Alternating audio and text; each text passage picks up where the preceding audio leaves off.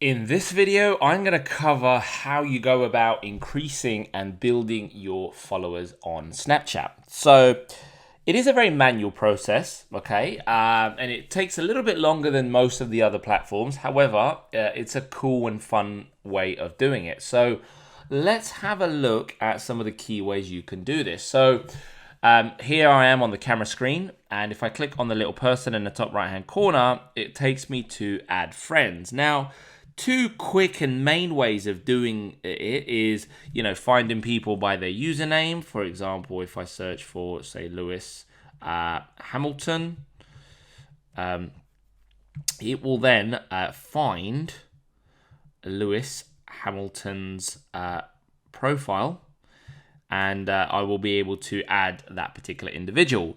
So I can do it that way. I can either add people who have added me, so you can see here I've got a list of people that have added me, which I need to go through, okay? Which that is a quick way of getting your followers up. I can then, if I scroll down, I've got something called quick ads. So these are quick ads. These are, again, people that I follow, friends of mine, and it's basically like your suggested friends. So you can do it that way. So those are two main ways. But the other big way is obviously your snap code. Remember, we covered this already. If you scan the snap code, it will then allow you to add these people. So, okay, I'm already a friend, and then you can see here, who else do I want to add? So I like, Canelo Alvarez, which is a boxer, Kevin Hart. Now, the reason it says subscribe and not friend is because they are not following me. Okay, so if I am just kind of following them, then that means that I will be a subscriber of theirs until they follow me. So here's Russell Brunson as well. So Snapcode, so just to recap, the three main ways are to add people who have added you, to add people who are in your quick ads. The third one is to add people by Snapcode. Okay, so scan their Snapcode. And the fourth one is to really share your Snapcode. So what I should really be doing is sharing my Snapcode anywhere I can. So on all of the other social media networks, on my Facebooks, Instagrams, on my website even, whatever it may be. Also on my emails, at the bottom of your email, you could just say, hey, add me on Snapchat. We're constantly adding new stuff and new content. Here's my Snap code, and give them some instructions of how to do it.